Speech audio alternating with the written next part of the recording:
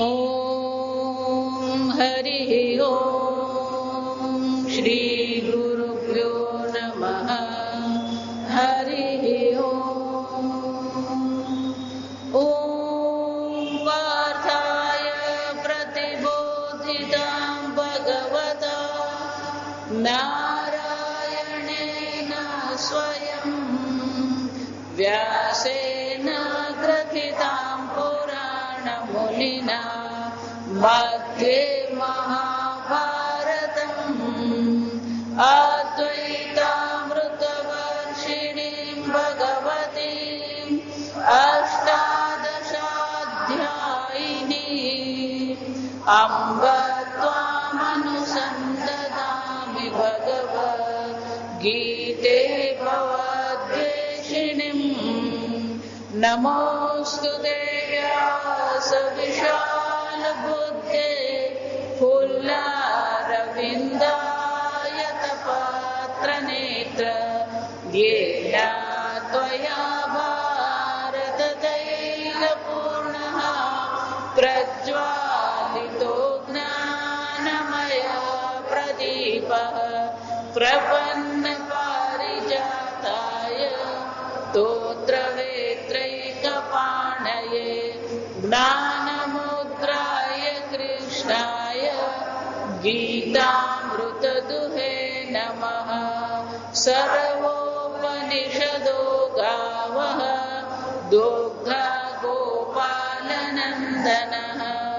पार्थो वत्ससुधीर्भोक्ता दुग्धं गीतामृतं महत।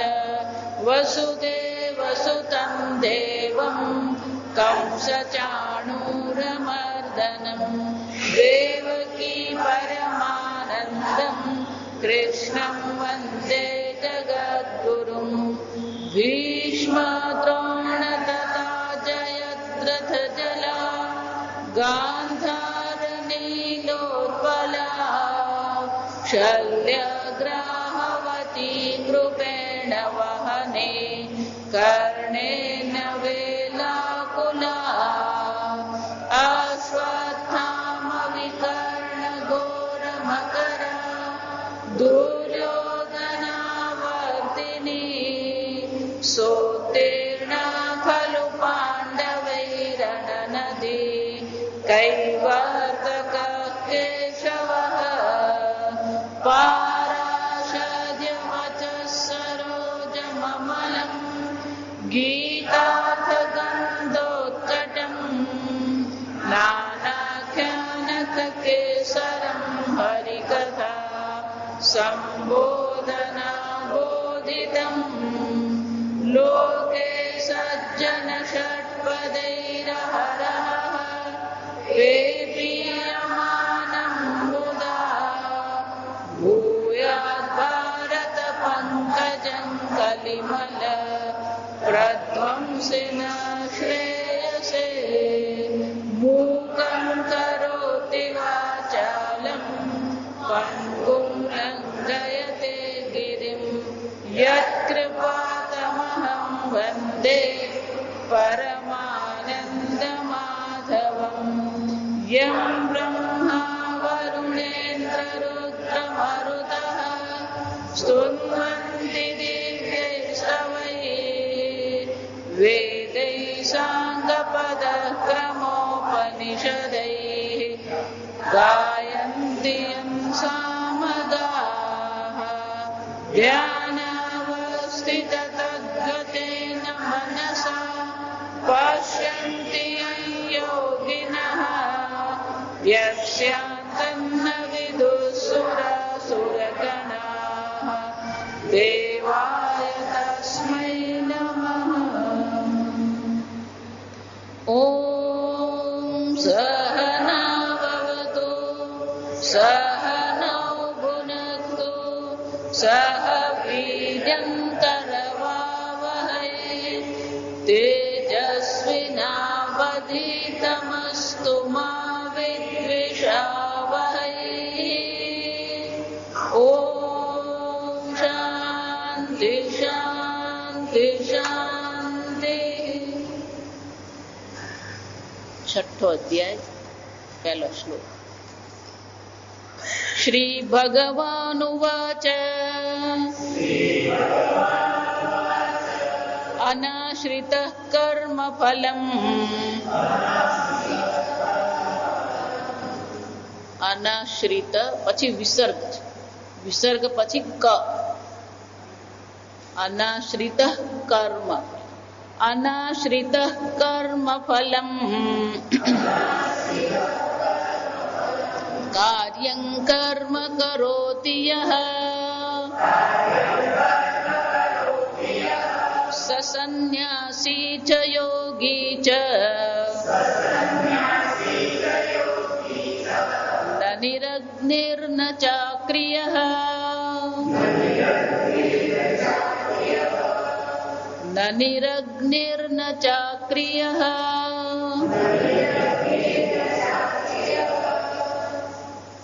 ભગવાન છઠ્ઠા અધ્યાયમાં વિસ્તારથી ધ્યાન વિશે સમજાવે છે. એટલા માટે આ અધ્યાયનું નામ ધ્યાન યોગ. પાંચમા અધ્યાયના અંતમાં 3 શ્લોકમાં આપણે સંક્ષેપમાં જોઈ ગયા ધ્યાનની ક્રિયા શું છે, ધ્યાતાના લક્ષણ શું છે અને ધ્યેય એટલે કે ધ્યાનનો વિષય શું છે. હવે શંકરાચાર્યજી આપણે ગઈ વખતે જોયું એ પ્રકારે કે ભાષ્યમાં આપણને સમજાવે છે કે આ ધ્યાન યોગ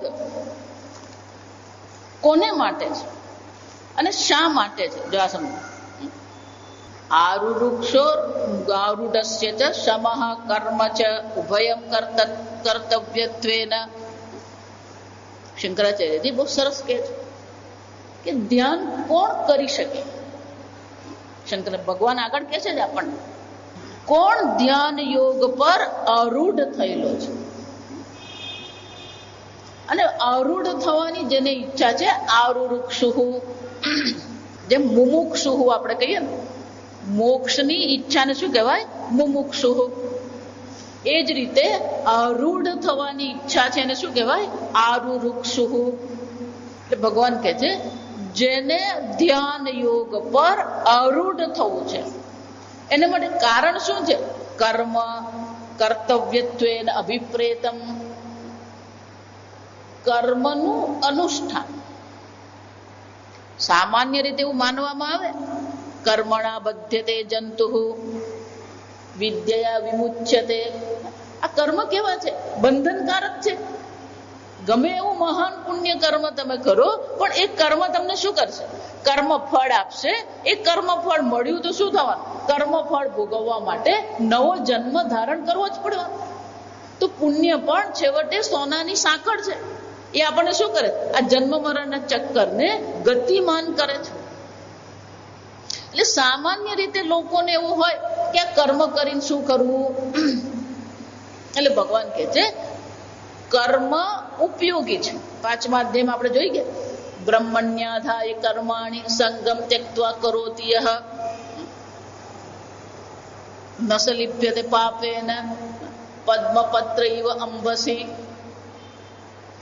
જે કર્મ આપણને બંધનકારક છે, જે કર્મ આપણને જન્મ મરણના ચક્કરને ગતિમાન કરે. જો સમજ કેટલાક લોકો એવી રીતે બોલે જન્મ મરણના ચક્કરમાં પાડના છે. પાડના નહીં, આપણે પડેલા જ છીએ. જન્મ મરણના ચક્કરમાં પાડે એમ નહીં, આપણે જન્મ મરણના ચક્કરમાં શું છે, ફરી જ રહ્યા છે. પુનરપી જનનમ પુનરપી મરણમ, આ ચક્ર ચાલી જ રહ્યું છે. એટલે પડવાનું નથી, પણ એ ચક્રને શું કરે, ગતિમાન કરી દે છે. અને એટલે ભગવાન કહે છે કે જો આ કર્મ ફળમાંથી છૂટવું હોય તો શું કરવું જોઈએ, બ્રહ્મણ્યાધાય કર્મ. આ બધા કર્મ તમે ઈશ્વરને અર્પણ કરો. આપણે બોલીએ છીએ કાયેન વાચા મનસેન્દ્રિયર્વા બુદ્ધ્યાત્મના વા પ્રકૃતે સ્વભાવાત કરોમિ યદ્યત સકલમ પરસ્મૈ નારાયણાયેતિ સમર્પયામિ. રાત્રે સુઈ જાય ને પહેલા 2 શ્લોક બોલી લેવા, એટલે નિરાંતની ઊંઘ આવે. જે કંઈ કર્યું હોય ને બધું શું કરવાનું, ભગવાનને અર્પણ કરી દે. અને કઈ નાની મોટી ભૂલ થઈ ગઈ હોય તો શું કરો, કરચરણ કૃતમ વા કાયજમ કર્મજમ વા શ્રવણ નયનજમ વા માનસમ વા પરાધમ વિહિતમ વિહિતમ વા સર્વમેતત્ ક્ષમસ્વ. જય જય કરુણાબ્દે શ્રી મહાદેવ શંભો. હે શંભો, માફી માંગવી ને તો શંકર ભગવાન પાસે માંગ. ભોળા એટલે ભોળાનાથ, એમનું નામ જ શું છે? ભોળાનાથ. આશુતોષ, બીજું નામ શું છે? આશુતોષ. આશુ એટલે તત્કાળ, તોષ એટલે કે પ્રસન્ન, સંતોષ થઈ જાય. એટલે માફી માંગવી ને ત્યારે શંકર ભગવાન પાસે પહોંચી એ ભગવાન તથાસ્તુ કહી જ દેવાનું. ત્યાં સમજ. પણ સંપત્તિ જોઈએ, સંતતિ જોઈએ તો પછી કોને યાદ કરવાનું? આ વિષ્ણુ ભગવાને, આ બધા ભગવાને ડિપાર્ટમેન્ટ સંભાળેલા. ત્યાં સમજ. દરેક પોતાના ડિપાર્ટમેન્ટમાં કામ કરી જ દે. સુતા પહેલા 2 શ્લોક બોલીને ભગવાને શું કરી દેવાનું? અર્પણ કરી. ભગવાન બહુ સરસ કહ્યું, જો આ સમજવું કે જો મને આ બધા કર્મ અર્પણ કરવામાં આવે, ન સલિપ્યતે પાપેન, પાપ એટલે બધા જ કર્મ. જેને મોક્ષની ઈચ્છા છે એને માટે પુણ્ય પણ શું છે? પાપ જ છે. આ સમજો કેમ? કારણ કે ફરી જન્મ આપનાર છે. પુણ્ય કર્મ કર્યું તો પાછા ઉર્ધ્વલોકમાં જન્મ થવાનો છે. અને આપણે બધા પોઝિટિવ થિંકિંગ વાળા. આ ભારત દેશ જે છે ને, આ પરદેશના લોકો આવે ને, એ લોકો નવાઈ લાગે કે આટલી બધી ખટપટ, આટલી બધી અવ્યવસ્થા, તો એ લોકો આરામથી રહેતા હોય. રામનવમી ઉજવે, હવે હનુમાન જયંતિ ઉજવશે. એટલે એ લોકોને નવાઈ લાગે કે આટલો બધો ઉત્સવ, આટલો બધો આનંદ. હવે ચાલો કે આટલો બધો ઉત્સવ ને આટલો બધો આનંદ કેમ છે? સમજો કેમ? બધું ઈશ્વર. સમજો આપણે બધા પેલો ઈશ્વરને છોડી દીધેલું, બધું ભગવાન કરે છે. ટ્રેન મોડી આવે ને તો આપણે બહુ ચિંતા નહીં હતી. આ પરદેશમાં તો ટ્રેન જો મોડી આવી, કે વિમાન જો મોડું થયું તો પેલો એવો અકળાય. પેલી વિમાન કંપની પાસે કરોડ રૂપિયા કઢાવી લે. અને આપણે કોઈ ચિંતા જ નહીં. 1 કલાક નહીં, પેલી 2 કલાક મોડી આવતી તોય શું છે? ભારતના લોકો એટલે બધા નિરાંતનો જીવ છે. કેમ? કે આપણે કોને આધારે છે? ઈશ્વર. પણ એનો અર્થ એવો નથી કે આપણે મૂર્ખા છીએ. આ સમજવાનું. હવે છે નસલિપ્યતે પાપે ને ભગવાન શું કહે? આ પાપ એટલે જેને મોક્ષની ઈચ્છા છે એના માટે પુણ્ય પણ પાપ જ છે. કારણ કે એને બંધનમાં નાખવાનો જ છે. વારંવાર એટલે તમને કહું, આ મનુષ્ય શરીર એ મોક્ષ દ્વાર છે. આ સમજો. દ્વાર એટલે કોને કહેવાય? દરવાજામાં 2 કામ થાય. અંદર જવાય પણ ખરું, બહાર નીકળી પણ જવાય. એનો અર્થ શું છે? અત્યારે ભવસાગરના દ્વાર પર આપણે ઊભા છે. આ મનુષ્ય શરીર એટલે દ્વાર. હવે આપણે નક્કી કરવાનું, પાછું ભવસાગરમાં પડવું છે કે ભવસાગરમાંથી નીકળવું છે. ના, હજી તો શું છે? દીકરીને ઘેર જવા દે, તાજી બાજી થાવા, માતાજી ઘરે પારણું બંધાય. તારું બંધાઈ ગયેલું છે એને શું કરવાનું?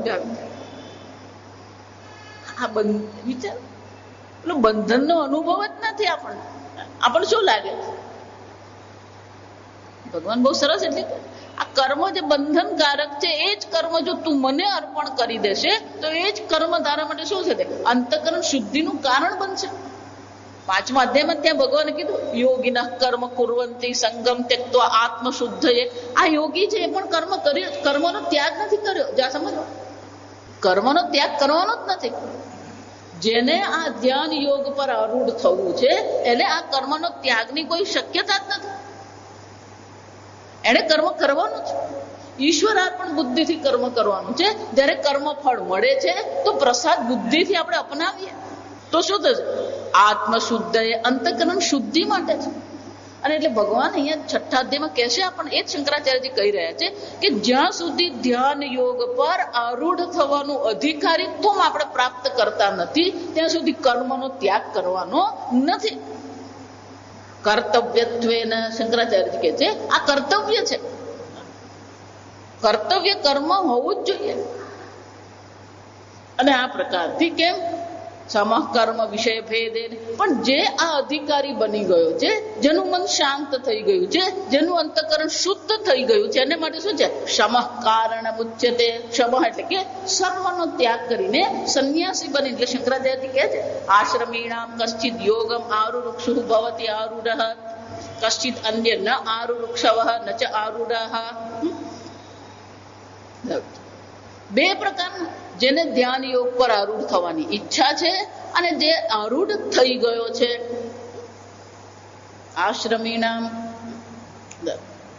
બ્રહ્મચર્ય આશ્રમ છે, ગૃહસ્થ આશ્રમ છે, આ બધા આશ્રમ છે. પણ જે યોગ આરૂઢ થઈ ગયો છે, ભગવાન કે છે શમઃ કારણ મુચ્યતે. શમ એટલે સંન્યાસ, ચોથો આશ્રમ. આ સમજવું, બધું જ છોડી દેવાનું. સંન્યસ્ય શ્રવણમ કુર્યાત. સંન્યાસ ગ્રહણ કરીને પછી શું કરવાનું છે? આ શાસ્ત્ર અધ્યયન કરવાનું, ઈશ્વર ચિંતન કરવાનું, જપ કરવાના, શ્રવણ કરવાનું. એટલે શંકરાચાર્ય તસ્ય એવ ઇતિ વચનાત. એનો અર્થ શું થાય? ભગવાને બે વસ્તુ કીધી. જેને ધ્યાન યોગ પર આરૂઢ થવાની ઈચ્છા છે એના માટે કર્મ કારણ છે, સાધન છે. જે આરૂઢ થઈ ગયો છે એના માટે શમઃ એટલે કે સંન્યાસ, સર્વ કર્મનો સંન્યાસ એના માટે સાધન છે. પણ નક્કી કેમ કરવું? એટલે શંકરાચાર્યજી કે છે તસ્ય એવ. ભગવાન ત્યાં શું કે છે? તસ્ય એવ. એનો અર્થ શું થયો? જેને ઈચ્છા છે એ જયારે તૈયાર થઈ ગયો, અધિકારી બની ગયો, તો એને માટે જ તસ્ય એટલે શું છે? એને જ માટે. એટલે બે વ્યક્તિ અહીંયા નથી. પહેલા એને પ્રયત્ન કર્મ કર્યા, કર્તવ્ય કર્મનું પાલન કર્યું, યોગ્યતા પ્રાપ્ત કરી, તસ્ય એવ એના જ માટે. શમઃ કારણ મુચ્યતે. હવે શું છે? સંન્યાસી બનવા માટે, ચતુર્થ આશ્રમ માટે તૈયાર છે. આમ નક્કી આપણે જ કરવા. વારંવાર એટલે કહું છું કે દિવસના એવો વખત રાખો કે 5 કે 10 મિનિટ તમારી જાત સાથે બેસો.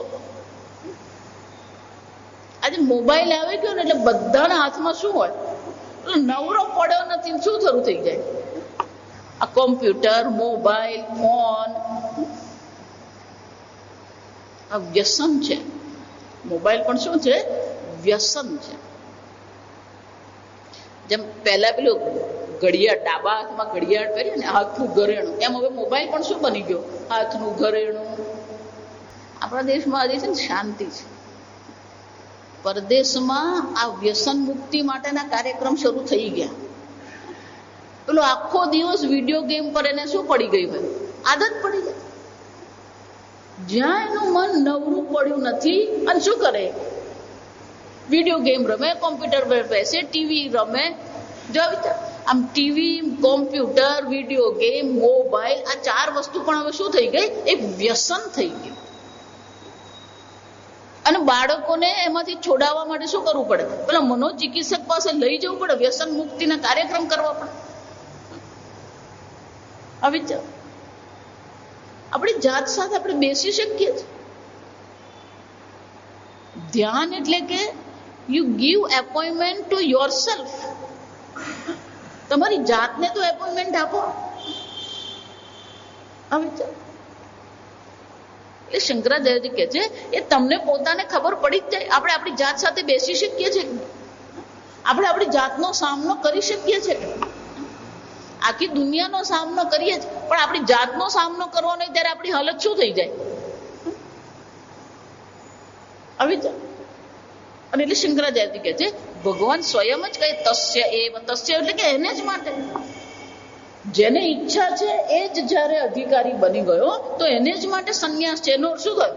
જ્યાં સુધી અધિકારી બને નહીં ત્યાં સુધી સંન્યાસની કોઈ શક્યતા, કર્મના ત્યાગની કોઈ શક્યતા જ નથી. અતઃ ન યાવત જીવમ કર્તવ્યત્વ પ્રાપ્તિ કશ્ચિદપી કર્મણઃ. શંકરાચાર્યજી કહે છે કેટલાક લોકો એવું માને છે, જો અત્યારે પણ એવા છે લોકો, કેટલાક એવા સંપ્રદાયો છે, કેટલાક એવા મહાત્માઓ છે, એ લોકો એવું માને છે કે કર્મનો ત્યાગ તો કરવો જોઈએ જ નહીં. સતત શું કરવાનું? કર્મ કરવાનું. એટલે શંકરાચાર્યજી કહે છે કે એવું નથી. જ્યારે ભગવાન સ્વયં કહે છે શમઃ કારણ મુચ્યતે, એનો અર્થ શું થયો? કર્મનો ત્યાગ પણ શક્ય છે. યાવત જીવમ એટલે કે જ્યાં સુધી જીવીએ ત્યાં સુધી કર્તવ્ય કર્મ કરવાનું એવું નથી. એટલે તમને કહું કે ગૃહસ્થ આશ્રમ બરાબર છે, પણ વાનપ્રસ્થ પણ જીવનમાં હોવું જોઈએ. બધા સામાજિક પારિવારિક કર્તવ્યમાંથી આપણે શું કરી દેવાનું? મુક્ત થઈ જવાનું. જ્યાં યાવત જીવન એટલે જ્યાં સુધી જીવીએ ત્યાં સુધી કર્મની કોઈ આવશ્યકતા નથી. એકવાર આપણી જવાબદારી પૂરી થઈ પછી શું કરી દેવાનું? છોડી દેવાનું. પણ આપણને જ હરખ હોય લગ્નમાં જવાનો, પરિવાર બધે ફરવાનું, ભટકવાનું, આપણને શું થતું હોય. એટલે શંકરાચાર્યજી કહે છે એવી કોઈ જરૂરત નથી કે જીવીએ ત્યાં સુધી કર્મ કરીએ. યોગ ભ્રષ્ટ વચનાચ ગૃહસ્થસ્ય ચેત કર્મિણઃ યોગ વિહિતઃ 6ઠે અધ્યાયે શંકરાચાર્યજી કહે છે આ 6ઠા અધ્યાયમાં આપણે ચર્ચા આવશે. યોગ ભ્રષ્ટ એટલે કે જેણે આ બ્રહ્મ જ્ઞાન પ્રાપ્તિ માટેના પ્રયત્ન શરૂ કરી દીધા છે, પણ કોઈ કારણસર એનું શરીર શાંત થઈ ગયું, એ બ્રહ્મ જ્ઞાન પ્રાપ્ત કરી શક્યો નહીં. જા સમજ. યોગ ભ્રષ્ટ શબ્દ ભગવાન બોલતા નથી, અર્જુને આ શબ્દ વાપરે છે કે કોઈ ભ્રષ્ટ છે જ નહીં. આ વિચાર, દરેક પોતપોતાને અધિકારીત્વ પ્રમાણે ઈશ્વર તરફ ગતિ કરી જ રહ્યો છે.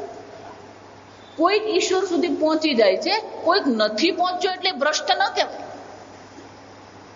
એ ક્યાંક અટકી પડેલો છે, કોઈક કારણસર ક્યાંક એ અટકી પડેલો છે, અને બીજા જન્મમાં શું થશે? એ આગળ વધવાનું જ છે.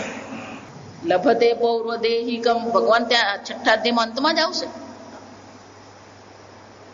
આમ શંકરાચાર્યજી કહે છે કે આ પ્રકારથી જે યોગ ભ્રષ્ટ એમ જયારે કહેવામાં આવે કે પેલો ગ્રહસ્થ છે એ યોગ ભ્રષ્ટ, તો એને પણ શું કરવાનું છે? એને પણ પછી જન્મ લઈને ફરીથી આ તત્વ જ્ઞાન માટે પ્રયત્ન આદરવાનો જ છે. પાછું એને સંસારમાં પડવાની કોઈ આવશ્યકતા નથી. એટલું જ નહીં, ભગવાન અહીંયા બહુ સરસ કહે છે, નહીં કલ્યાણ કૃત કશ્ચિત દુર્ગતિમ તાત ગચ્છતિ. શાસ્ત્રમાં બહુ સુંદર ચર્ચા છે. નેહા અભિક્રમ નાશોસ્તિ, બીજા અધ્યાયમાં આવી ગયું. અભિક્રમ નાશ, એને શાસ્ત્રમાં શબ્દ શું છે? પારિભાષિક શબ્દ છે અભિક્રમ નાશ. અભિક્રમ એટલે કંઈક પ્રારંભ આપણે કર્યો પણ વચ્ચે અટકી ગયું તો શું થશે?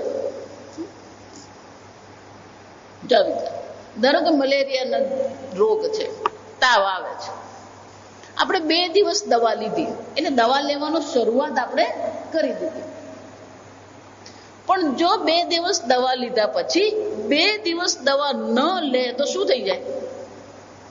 અભિક્રમ નાશ. ફરીથી એને શું કરવો પડે? આખો ડોઝ લેવો પડે. જે 6 દિવસની દવા છે તો 2 દિવસ લીધા પછી જો 2 દિવસ રહી ગયું તો 4 દિવસ નથી લેવાનું, ફરીથી એને શું કરવું પડે? 6 દિવસનો ડોઝ લેવો પડે. આ સમજો, એનો અર્થ શું થયું? 2 દિવસ લીધેલી ગોળી જે છે એની શું થઈ ગઈ? નકામી ગઈ. અને અભિક્રમ નાશ કે એ જ રીતે આ યજ્ઞ આપણે કરીએ, પણ યજ્ઞ જો અધૂરો છોડી દીધો તો શું થશે? અભિક્રમ નાશ, એનું ફળ મળે નહીં આપણને. એટલે શાસ્ત્રમાં એક પારિભાષિક શબ્દ છે અભિક્રમ નાશ. એટલે પ્રશ્ન અહીંયા થાય કે જેને મોક્ષ પ્રાપ્તિ થઈ નથી, આત્મજ્ઞાનની પ્રાપ્તિ થઈ નહીં, અને આ શરીર જો છૂટી ગયું તો એણે જે મહેનત કરી છે આત્મજ્ઞાન પ્રાપ્ત કરવાની, એ બધા ફળ એના નાશ પામી જશે. એને ફરીથી એકડ એક કરવો પડશે. જો વિચાર, પ્રશ્ન થાય કે પ્રયત્ન શરૂ કરી દીધા છે. એટલે શંકરાચાર્યજી કહે છે નહીં, નાશ આશંકા અનુપન્ના ઇતિ સ્યાત. ભગવાન કહે છે નહીં કલ્યાણ કશ્ચિત દુર્ગતિમ તાત ગચ્છતિ. આ કલ્યાણકૃત એટલે કે જે આત્મજ્ઞાનના માર્ગ પર જેણે ચાલવા માંડ્યું છે, અને ધારો કે પણ કોઈ કારણસર શરીર છૂટી ગયું તો એણે જે પ્રયત્ન કર્યા છે એ પ્રયત્ન નિષ્ફળ જતા નથી. આ તપશ્ચર્યામાં પણ એવું જ છે. જપ કરીએ, તપ કરીએ, આ બધા જયારે કરીએ, સકામ કરીએ, તો એમાં શું થાય? પૂરું કરવું પડે. પૂરું ન કરે તો શું થાય? એનું ફળ મળે ને.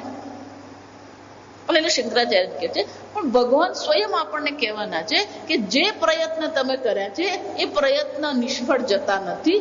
જ્યાં તમે અટક્યા છો ત્યાંથી શું કરવાનું? ફરી શરૂ કરવાનું.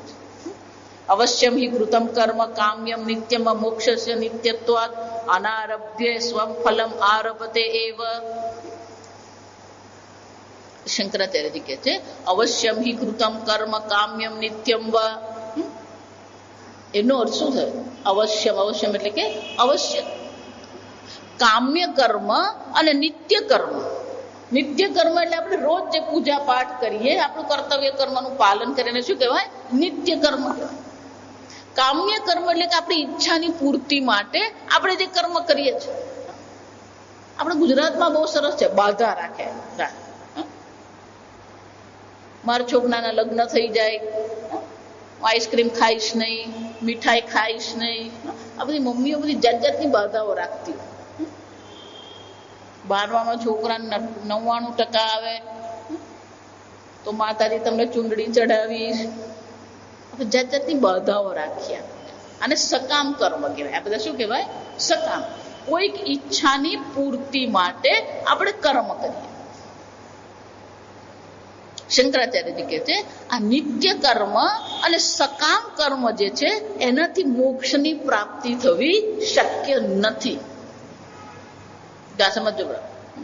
નિત્યસ્ય ચ કર્મણઃ વેદ પ્રમાણ અવબુદ્ધત્વાत् ફલેન ભવિતવ્યમ ઇતિ અવોચામ. શંકરાચાર્યજી કહે છે આગળ આપણે ચર્ચા કરી જ ગયા છીએ કે આ બધા કર્મ વેદમાં, વેદ જે પ્રમાણ છે એ પ્રમાણ દ્વારા એને કહેવામાં આવ્યું છે, એનું વિધાન કરવામાં આવ્યું છે અને એનું ફળ પણ દર્શાવવામાં આવ્યું છે. એટલે નિત્ય કર્મ જેને આપણે કહીએ કે કામ્ય કર્મ જેને કહીએ એનાથી ક્યારેય મોક્ષની પ્રાપ્તિ થઈ શકે જ નહીં. એનું તો કર્મ ફળ આપણને અવશ્ય મળવાનું.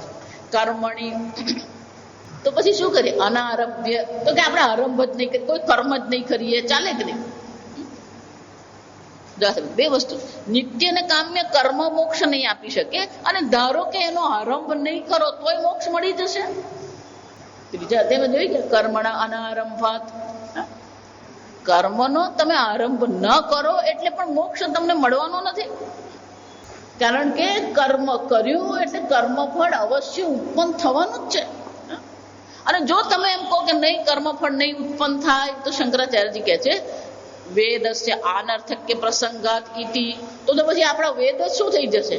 આનર્થક્ય, નકામા થઈ જશે. જો વિચારો, એટલે વારંવાર કહું છું કે કર્મ માટે પ્રમાણ કોણ છે? શાસ્ત્ર પ્રમાણ છે. જો કર્મનું કર્મફળ દર્શાવતું હોય શાસ્ત્ર તો પછી એ કર્મ તમને મોક્ષ ક્યારેય આપી શકે જ નહીં. અને તમે જો એમ કહેતા ના ના હું તો કર્મ કરું પણ કર્મફળ ઉત્પન્ન નહીં થાય તો પછી વેદ જે કહી રહ્યા છે શું થઈ જવાનું? અનર્થ થઈ જાય. પ્રમાણ વેદ છે, ગુરુ કે ગુરુનું વાક્ય પ્રમાણ નથી. ન ચ કર્મણિ સતી ઉભય વિભ્રષ્ટ વચનમ અર્થવદ કર્મણ વિભ્રંશ કારણ ઉપપત્તે. કર્મનો નાશ એટલા માટે શાસ્ત્રમાં એને ઋતમ કહેવામાં આવે. ઋતમ પિબંત સુકૃતસ્ય લોકે. ઋતમ એટલે અવશ્યમ ભાવી. કર્મ કર્યું એટલે કર્મફળ મળવાનું જ છે. જો એટલે તમને વારંવાર કહું કે બને ને એટલું માથાકૂટા સંસારમાં ઓછી કરવાની. ભલે આપણને એમ લાગે કે હવે આટલું કરવામાં શું વાંધો છે, કે આટલું બોલવામાં શું વાંધો છે, પણ એ બોલ્યા પછી એની અસર શું છે ને આપણને ખબર જ નથી. જેમ પેલું તળાવમાં તમે કાંકરો નાખો, ભલે કાંકરો તમે નાનો નાખેલો છે પણ એનાથી જે તરંગ ઉત્પન્ન થશે એ શું થવાનું? અને જેમ એ તરંગ આગળ વધશે એમ એનો વિસ્તાર પણ શું થાય? મોટો થતો જાય. એમ ભલે આપણને એમ લાગે કે મારું કર્મ નાનું છે, હવે આટલું જૂઠું બોલવામાં તો ચાલે, આટલી ખટપટ કરવામાં ચાલે, આટલો ક્રોધ કરવામાં ચાલે. આપણે બીજા અધ્યાયમાં જોઈ ગયા કે ક્રોધ આપણને કેવી પતનની સીડી પર લઈ જાય છે. ક્રોધાત ભવતિ સમોહ, સમોહ સ્મૃતિ વિભ્રમ, સ્મૃતિ ભ્રંશાત બુદ્ધિનાશ, બુદ્ધિનાશાત પ્રણશ્યતિ. કોઈ કર્મ નાનું નથી આપણને ખબર જ નથી કયા કર્મની શું અસર થવાની છે. ભલે આપણને એમ લાગે કે આ નાનું કર્મ છે, પણ એની આ જગતમાં કદાચ ઘણી મોટી અસર થઈ શકે. એક હિટલર એણે નક્કી કર્યું કે અમારી જાત શ્રેષ્ઠ જાત છે, એટલે અમારા વગરની બધી જાત શ્રેષ્ઠ જાતને શું કરી દેવાની, અને એમાંથી જ આપણું બીજું વિશ્વયુદ્ધ શરૂ થયું. જો આ સમજો, બીજું વિશ્વયુદ્ધ જે શરૂ થયું કેમ થયું? એક માણસની બુદ્ધિ બગડી તો શું થઈ ગયું વિચાર. એક દુર્યોધને નક્કી કર્યું કે હું રાજ્ય નહીં છોડું, એની અસર શું થઈ? આખું કુરુકુળ નાશ પામ્યું. ના રે, અમે તો 2 જ જણા છે, કુળ છે જ ક્યાં? લોકો જાત જાતનું વિચારતા. અને એટલે શંકરાચાર્યજી કહે છે કર્મ તમે કર્યું તો એનું કર્મ ફળ ઉત્પન્ન થવાનું છે, નાશની કોઈ સંભાવના છે જ નહીં. કર્મ કૃતમ ઈશ્વરે સંન્યસે ઇતિ અતઃ કર્તરી કર્મ ફલમ ન આરભતે ઇતિ છે. પણ હું કર્મ ઈશ્વરને અર્પણ કરી દઉં તો શું થાય? તો કે જો હું કર્મ ઈશ્વરને અર્પણ કરી દઉં તો પછી કર્મ ફળ ઉત્પન્ન નહીં થાય. મેં તો ઈશ્વરને કર્મ આપી દીધું. શંકરાચાર્યજી કે નહીં, તું જો કર્મ ઈશ્વરને અર્પણ કરે તો દ્રષ્ટાંત આપો, બહુ મજાનું દ્રષ્ટાંત. શ્રી કૃષ્ણ ભગવાન છે ને બધી જાત જાતની લીલા કરે. એક વાર નારદજીને એમ થઈ ગયું કે મારા જેવો શ્રેષ્ઠ ભક્ત કોઈ નહીં. ભગવાન દ્વારિકાધીશ, અને મન ફાવે ત્યારે નારદજી પહોંચી જાય, દર્શન કરે, ભગવાનની સાથે સત્સંગ કરે. એટલે ભગવાને વિચાર કર્યો કે નારદજીને આપણે પાઠ ભણાવીએ. એટલે ભગવાને નાટક શું કર્યું? મારું માથું બહુ દુખે છે. ભગવાન દુઃખી થઈ ગયા. બધા રાજ વૈદ્ય બધા ઉપાય કરી ચૂક્યા, પેલું માથું ભગવાનનું દુખવાનું બંધ જ નહીં થાય. એ દરમિયાન નારદજી પહોંચી ગયા. નારદજી કે શું થયું ભગવાન? કે નારદજી બહુ માથું દુખે છે, આ બધું કરી ચૂક્યા, કઈ ઉપાય કામ લાગતા જ નથી. ધીમે રહીને નારદજીએ ખાનગીમાં પૂછ્યું, પણ મહારાજ ઉપાય શું છે એ બતાવો ને. એમને ખબર, ભગવાનનો ઉપાય ખબર જ છે જાણવાનું, પણ ભગવાન પૂછ્યા વગર બોલે નહીં. એટલે નારદજીને ખબર કે પૂછ્યા વગર બોલવાના નથી. એટલે ધીમે રહીને કાનમાં પૂછ્યું, પણ મહારાજ ઉપાય શું છે બોલો ને તમે. તો કે મારા ભક્તની ચરણ મારા કપાળ પર લાગે. કોણ આપવાનું? ભગવાનના પગની, ભક્તના પગને ચરણને શું છે રજ જો ભગવાનને માથા પર લેપ કરે, કોણ આપે?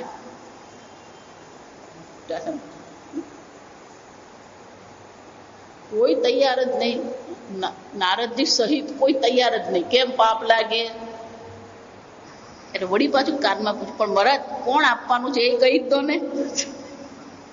વૃંદાવન જાઓ. વૃંદાવન જઈને ગોપીઓને કહ્યું ભગવાન દુઃખી છે, ભગવાનનું મસ્તક બહુ દુખે છે.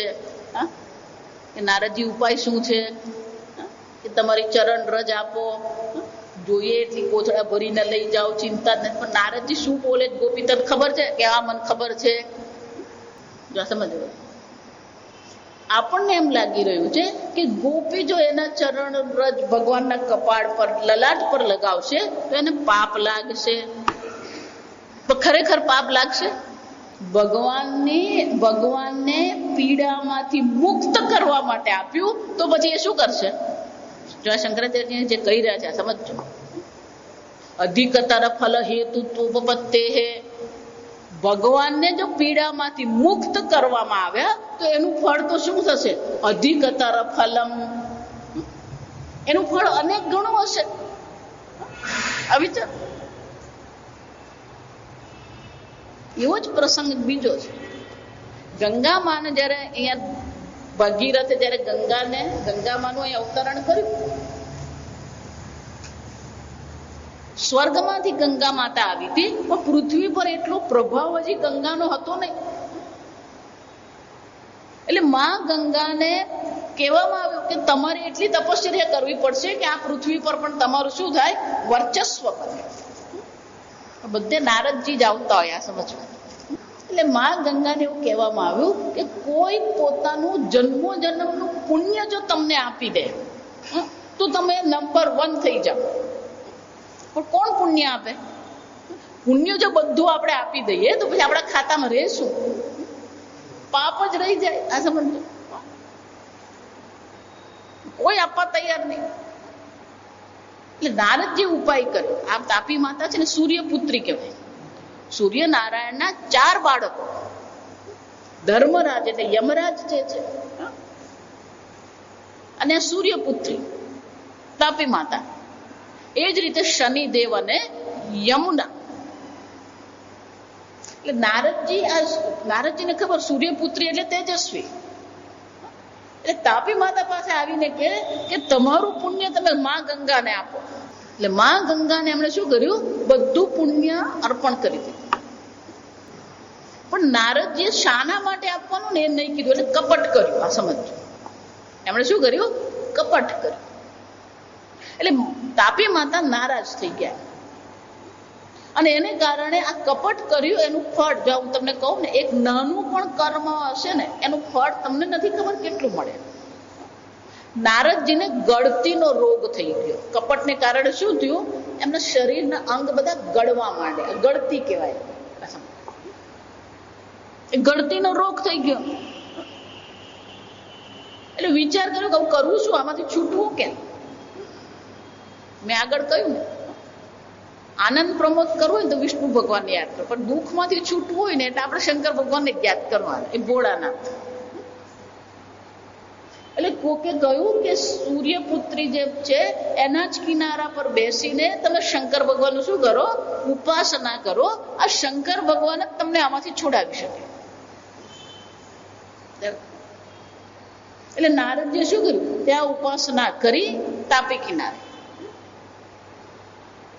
ભગવાન પ્રસન્ન થયા અને ભગવાને ત્યાં ગંગા નું વેણ બનાવ્યું.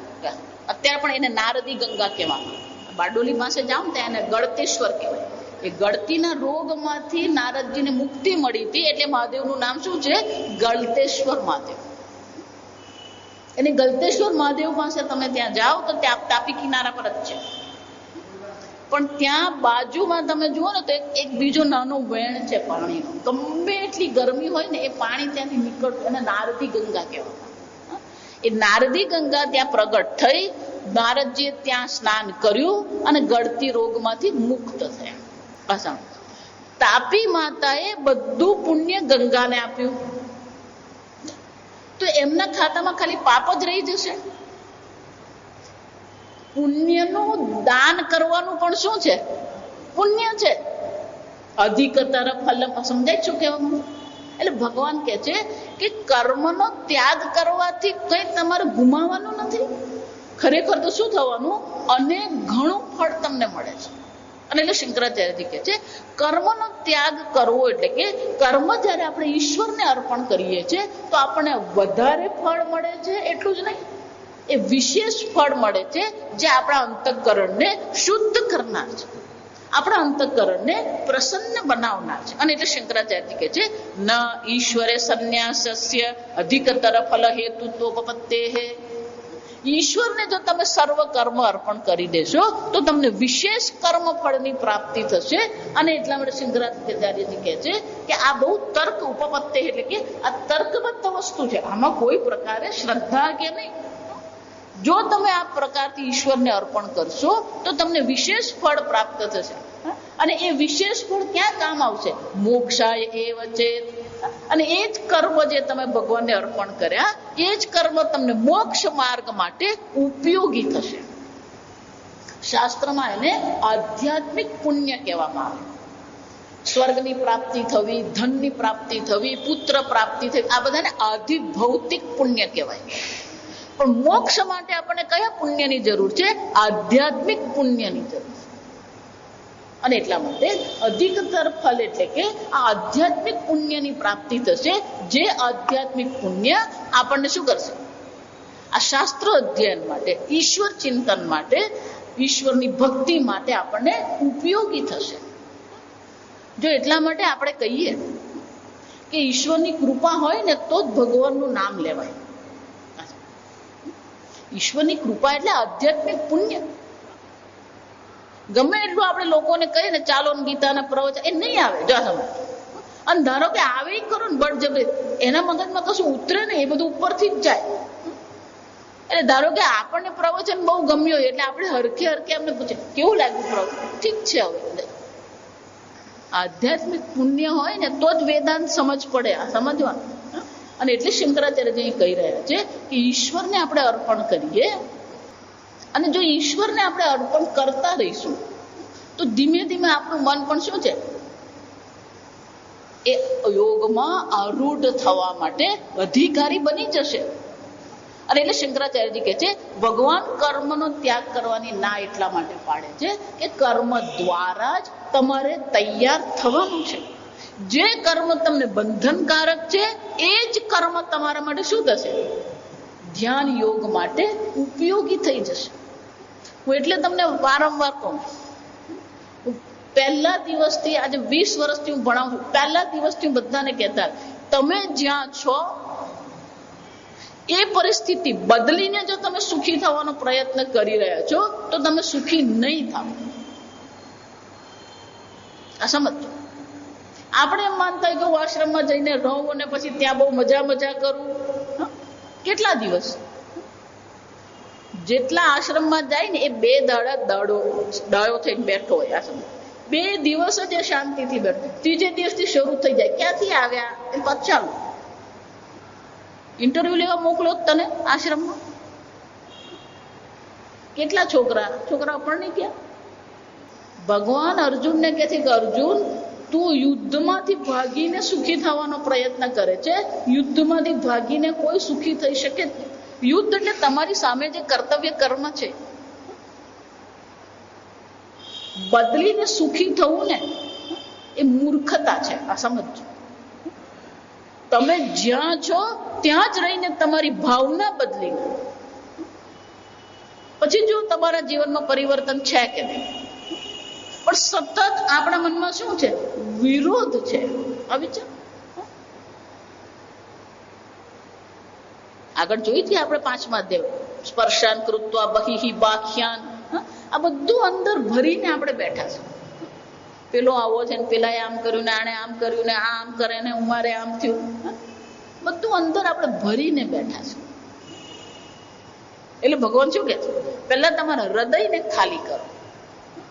આ બધો અંદર જે સંસાર ભરેલો છે ને એ સંસારને કાઢી નાખો. વિચાર, જ્યાં છો ને ત્યાં જ. બહુ વર્ષોથી એક પુસ્તક છે અંગ્રેજી, પાવર ઓફ નાવ. નાવ એટલે હમણાં, અત્યારે, વર્તમાન. નાવ એટલે શું છે, વર્તમાન.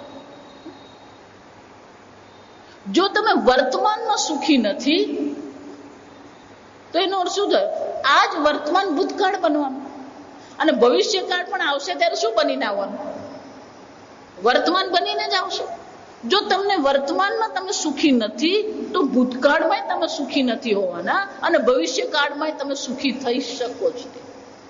અને એટલે હું કહું છું, અહીંયા અને અત્યારે સુખી થવાનો પ્રયત્ન કરો, બદલીને સુખી થવાનું નહીં. આ સમજ. અર્જુનને પણ એમ જ હતું, નયોત્સયથી ગોવિંદ, ભગવાન નહીં લડવું, બેસી પડે. યુદ્ધસ્વ ઉત્તિષ્ઠ ભારત, ઉઠ, યુદ્ધ કર. કેમ? આ તારું કર્તવ્ય કર્મ છે. આમ કર્તવ્ય કર્મમાંથી ભગવાન કોઈને છુટ્ટી આપતા નથી. તમે જે પરિસ્થિતિમાં છો એ પરિસ્થિતિમાં જે કરવા યોગ્ય છે એ તો તમારે કરવાનું જ છે. સાથે સાથે આ શાસ્ત્ર શ્રવણ કરીએ, ઈશ્વરની ભક્તિ કરીએ. અને ધારો કે કોઈ હરિનો લાલ આવીને કે પણ ભગવાન સમય મળતો જ નથી, એટલે 18મા અધ્યાયમાં ભગવાન કહે છે, સ્વકર્મણા તમભ્યર્ચ સિદ્ધિમ વિંદતિ માનવઃ. તમે જે કર્મ કરી રહ્યા છો એ કર્મ જ ભગવાનની શું બનાવી દેવાની, આરાધના બનાવી દો. ભાવના બદલી નાખો. ભગવાને મને આ પરિસ્થિતિ આપી છે, આ પરિસ્થિતિમાં હું જે શ્રેષ્ઠ કરી શકું એ હું કરું. જ્યાં છો ને ત્યાં જ ઈશ્વરને લાવો. તમે સંપૂર્ણ ભાગવત આ ચર્ચા કરે છે. ભાગવત તો એટલી હદ સુધી જાય છે કે તમારા મનમાં જે ભાવના છે ને એ ભાવનાને ઈશ્વર સાથે જોડી દો. તમારા મનમાં ભગવાન પ્રત્યે દ્વેષ છે, તમારા મનમાં દ્વેષ છે તો એ દ્વેષ પણ કોને કરો? તમે ઈશ્વર પ્રત્યે કરો. શત્રુ ભાવ પણ કરવો હોય તો કોને સાથે કરવાનો? આડોશી પડોશી સાથે શત્રુ ભાવ નહીં કરવાનો, પણ કોની સાથે શત્રુ ભાવ કરવાનો? ઈશ્વર સાથે શત્રુ. જો અધિકતર ફલન આ બીજું દ્રષ્ટાંત, આ સમજ અનેક દ્રષ્ટાંત. જય વિજયને જયારે શ્રાપ આપવામાં આવ્યો ત્યારે શું કહેવામાં આવ્યું? ત્યારે ભગવાન ત્યાં પહોંચી ગયા અને સનક સનાદી બાટુકોને કહ્યું કે જરાક કઈ હળવાશ કરી આપો. આ પહેલેથી જ ચાલતું આવ્યું આ સમજ. પેલો કે 10,000 જરાક કઈક હવે ઓછું કરી આપો, એમાં ભગવાન પણ શું કરે? ઓછું કરી આપો. ત્યારે શું કહેવામાં આવે? ભક્તિ ભાવથી કરશો તો 7 જન્મ, શત્રુ ભાવથી કરશો તો શું છે? રાવણ નતો, કુંભકર્ણ નતો, એ જય વિજય. જો આ સમજો. પણ આ સનકાદિ મુનિના શ્રાપથી રાવણ અને કુંભકર્ણ બને. એ શ્રાપથી હિરણ્યકશ્યપ અને હિરણ્યાક્ષ બને. પણ શત્રુ ભાવથી કર્યું તો શું કર્યું? આ 50% થી ઓછું થઈ ગયું. 7 ને બદલે 3 જન્મ એટલે શું થયું? કેમ? એટલે ભલે શત્રુ ભાવ છે પણ શત્રુ ભાવ કોના પ્રત્યે છે? ઈશ્વર પ્રત્યે છે. એનો અર્થ શું થયો? તમારા મનમાં જે પણ ભાવ હોય એ ભાવ રાખો, પણ એ ભાવનો વિષય કોણ બનવો જોઈએ? ઈશ્વર બનવો. તમારા મનમાં, તમારી વૃત્તિમાં, તમારા કર્મમાં બધે કોને જોડી દેવાના છે? ઈશ્વરને જોડવાના છે. ઉઠીએ ત્યાંથી જ ભગવાનનું નામ છે. આ સમજ. તમારા જીવનમાં ઈશ્વરનો પ્રવેશ થવો જોઈએ. એકવાર તમારા જીવનમાં ઈશ્વર આવે પછી તમને દુઃખી કરનાર કોઈ નથી. આજે આ ભજન જે સાંભળ્યું પણ એ શું સાંભળ્યું? બહુ સુંદર આપણે બેને સંભળાવ્યું. નારાયણનું નામ લેતા વારે તેને ત્યજીએ રે, પ્રહલાદે પિતા ત્યજ્યા, ભરત શત્રુઘ્ને જનની ત્યજી દીધી. ઈશ્વર હોય ને ત્યાં દુઃખ નામની વસ્તુ નહીં. પ્રતિકૂળતા છે, જો આ સમજો. બહાર પ્રતિકૂળતા હશે પણ એ પ્રતિકૂળતામાં તમે દુઃખી નહીં થાવ. બહાર પ્રતિકૂળતા હોવી એક વસ્તુ છે અને અંદરથી દુઃખી થવું એ બીજી વસ્તુ છે. અંદરથી દુઃખી થવું એટલે આપણે પેલા બેને યાદ રાખો. મલેરિયા થયા પછી, સારા થઈ ગયા પછી દુઃખી હતા. કેમ? આ બધામાં મને જ કેમ મલેરિયા થયો અને દુઃખી કહેવાય. એ મલેરિયાથી દુઃખી નથી, એના વિચારસરણી એવી છે કે એ દુઃખી છે. એટલે આ ગીતાનું પહેલું વાક્ય ભગવાનનું જે છે ને ઉપદેશનું, અશોચ્યાનંદ વશોચસ્વમ. અર્જુન, શોક માટે આ જગતમાં કોઈ કારણ જ નથી. અશોચ, જે શોક કરવા યોગ્ય નથી એને માટે તું શું કરી રહ્યો છે? શોક કરી રહ્યો છે. શોક માટે કોઈ કારણ જ નથી. આ જગતમાં કોઈ તમને દુઃખી કરી શકે એવી શક્યતા જ નથી. અને છતાં પણ આપણે શું છે, પેલો ઉઠે ને ત્યાંથી જ મોડું દિવેલ પીધેલું હોય, ઉઠે ત્યાંથી જ બબડાટથી જ શરૂ કરે. જો વિચાર, એનો શું થયું? આપણે દુઃખી રહેવાની એક આદત પડી ગઈ છે. પણ ઈશ્વર સાથે જયારે આપણો સંપર્ક થશે તો આ દુઃખી થવાની જે આદત છે ને એ નીકળી જશે. એવું માનતા ને ભગવાનનું ભજન કરો એટલે બધું પ્રતિકૂળતા જતી રહેશે. પ્રહલાદની એટલી જ પ્રતિકૂળતા હતી ને નરસિંહ મહેતાને પણ શું છે? એટલી જ પ્રતિકૂળતા હતી. અને મીરાબાઈને પણ એટલી જ પ્રતિકૂળતા હતી. કે ગીતાનું જે મુખ્ય વાક્ય છે એ કયું છે? અશોચ્યાનંદ શોચ. શોક કરવા માટે આ જગતમાં કોઈ કારણ છે જ નહીં. દુઃખી થવું ને એ જ મોટામાં મોટું પાપ છે. જેનું ઈશ્વર, જેનું મન ઈશ્વર સાથે જોડાઈ ગયું, એને દુઃખી થવાની કોઈ જરૂર જ નથી.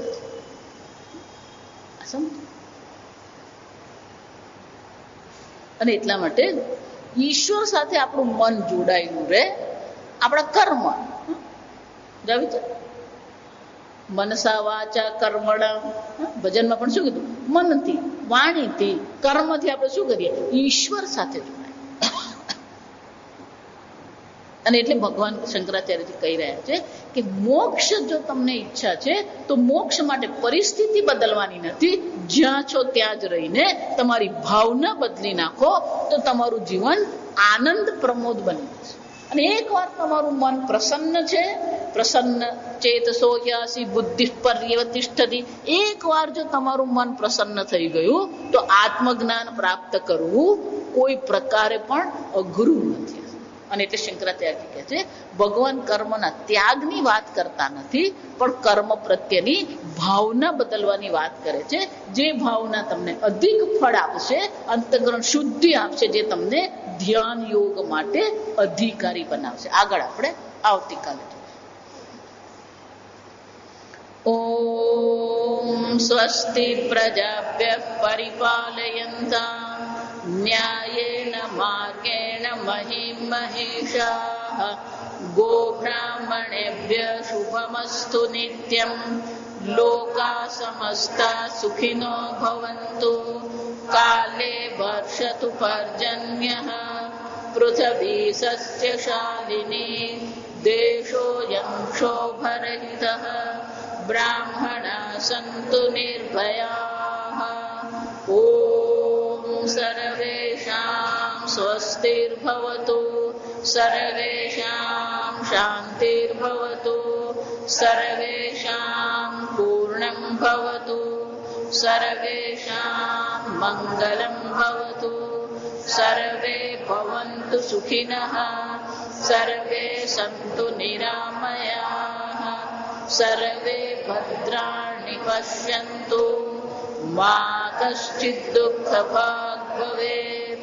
અસતો મા સદ્ગમય, તમસો મા જ્યોતિર્ગમય, મૃત્યોર્મા અમૃતંગમય. ઓમ પૂર્ણમદઃ પૂર્ણમિદં પૂર્ણાત પૂર્ણમુદચ્યતે પૂર્ણસ્ય પૂર્ણમાદાય પૂર્ણમેવાવશિષ્યતે. ઓમ શાંતિ શાંતિ શાંતિ. હરિ ઓમ શ્રી ગુરુભ્યો નમઃ. હરિ